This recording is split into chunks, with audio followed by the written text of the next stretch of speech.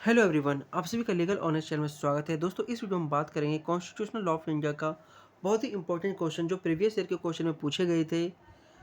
Law making process in parliament, संसद में विधि निर्माण की प्रक्रियाओं का वर्णन करें। ये बहुत ही इंपॉर्टेंट क्वेश्चन है और ये 20 मार्क्स में पूछे गए थे। कई बार ये क्वेश्चन रिपीटेड पूछे गए हैं। तो चलिए शुरू करते हैं। विधायी प्रक्रिया संसद के दोनों सदनों में संपन्न होती है। प्रत्येक सदन में हर विधेयक समान चरणों के माध्यम से पारित होता है। संसद में पेश होने वाले विधेयक दो तरह के होते हैं। एक होता है सरकारी विधेयक एवं दूसरा होता है गैर सरकारी विधेयक। इन्हें क्रमशः सरकारी विधेयक एवं गैर सरकारी सदस्यों के विधेयक भी कहा जाता है। संसद में प्रस्तुत विधेयकों को निम्न 4 श्रेणियों में वर्गीकृत किया जा सकता है। पहला होता है साधारण विधेयक। वित्तीय विषयों के अलावा अन्य सभी विषयों से संबंध विधेयक साधारण विधेयक कहलाता है। फिर आता है धन विधेयक। ये विधेयक वित्तीय विषयों यथा करारोपण, लोक व्यय इत्यादि से संबंधित होते हैं। फिर आता है वित्त विधेयक। ये विधेयक भी वित्तीय विषय से ही संबंधित होते हैं, परंतु धन विधेयकों से ये अलग होते हैं। चौथा है संविधान संशोधन विधेयक। ये विधेयक संविधान के उपबंधों में संशोधन से संबंधित है। ठीक है, अब हम बात करते हैं साधारण विधेयक। इसके 5 चरण हैं, जिनसे एक सामान्य विधेयक को अंततः अधिनियम बनने से पहले गुजरना पड़ता है। एक विधेयक को कानून बनने के लिए 5 चरणों से गुजरना पड़ता है। तो चलिए विस्तार से देखते हैं। प्रथम वाचन मतलब पहला चरण। साधारण विधेयक संसद के किसी भी सदन में प्रस्तुत किया जा सकता है।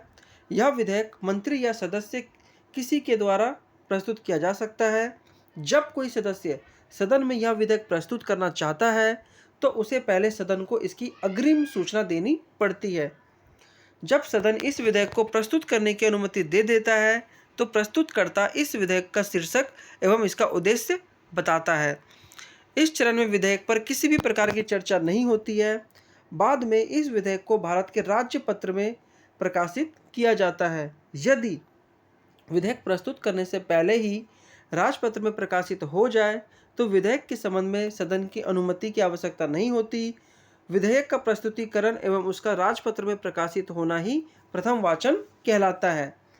अब इसका दूसरा वाचन, दूसरा चरण क्या है? सामान्य चर्चा का चरण।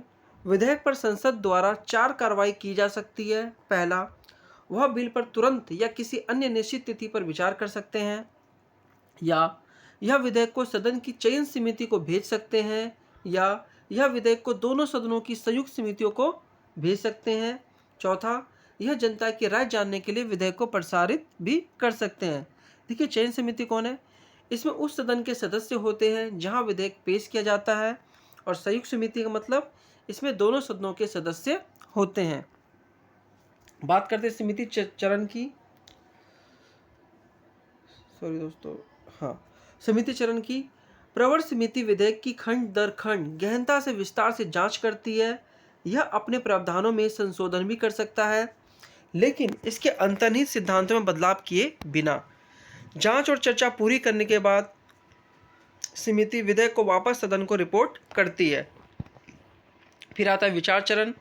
प्रवर समिति से विधेयक प्राप्त होने के बाद सदन खंड विधेयक के प्रावधानों पर विचार करते हैं। प्रत्येक खंड पर अलग से चर्चा और मतदान होता है। सदस्य संशोधन भी पेश कर सकते हैं, और यदि स्वीकार कर लिया जाता है तो वह विधेयक का हिस्सा बन जाता है। अब आते हैं तीसरा वाचन। दोनों क्रियाओं में से एक घटित होती है। पहला, विधेयक की स्वीकृति। यदि उपस्थित और मतदान करने वाले अधिकांश सदस्य विधेयक को स्वीकार कर लेते हैं तो विधेयक को सदन द्वारा पारित माना जाता है। दूसरा है विधेयक की अस्वीकृति। देखिए, टिप्पणी। विधेयक में किसी भी संशोधन की अनुमति नहीं है। किसी विधेयक को संसद द्वारा तभी पारित माना जाता है जब दोनों सदन उस पर सहमत हो, संशोधन के साथ या बिना संशोधन के। दूसरे सदन में विधेयक मतलब राज्यसभा। दूसरा सदन 4 कार्यों में से एक कर सकता है। पहला, यह प्रथम सदन द्वारा भेजे गए विधेयक को पारित कर सकते हैं। दूसरा, यह विधेयक को संशोधनों के साथ पारित कर सकता है और पुनः विचार के लिए पहले सदन को लौटा सकते हैं। मतलब दोनों में से कोई भी सदन हो सकता है, लोकसभा हो या राज्यसभा हो। ठीक है, यह बिल को पूरी तरह से खारिज कर सकते हैं। चौथा, यह कोई कार्रवाई नहीं कर सकते और इस प्रकार बिल को लंबित भी रख सकते हैं। टिप्पणी। यदि दोनों सदन विधेयक को स्वीकार कर लेते हैं तो विधेयक पारित माना जाता है।